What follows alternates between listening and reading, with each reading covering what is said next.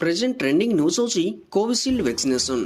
कोविड-19 time रे world wide समस्त लोकमानक पई वैक्सीनेशन टी हेइतिला।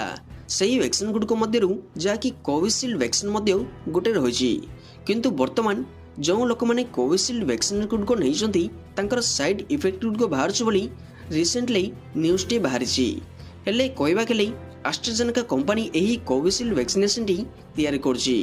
हेले एस्ट्राजेनेका कंपनी कहिछि जाकी जो लोक माने एही कोविशील्ड वैक्सीनेशन गुडको रहिसंती तांकर साइड इफेक्ट गुडको रहिबो बोली रिसेंटली तांके कोर्ट रे कहिसंती, जाकी कहबा केले heart attack, headache, blood clotting, सेहीपरि एब्डोमिनल पेन एहीपरि एक्सेट्रा इफेक्ट गुडको रहिबो बोली तांके कहिसंती। किंतु डॉक्टर माने एवं एही कोविशील्ड कंपनी कहिछि जो लोक माने कोविशील्ड वैक्सीनेशन नैचंती एही इफेक्ट गुडको आसीबार पूरा रेयर, जाकी कहबा केले 1 करोड़ लोक मानक मध्यरु केवल 5 जन एहाकु इफेक्ट होंते बोली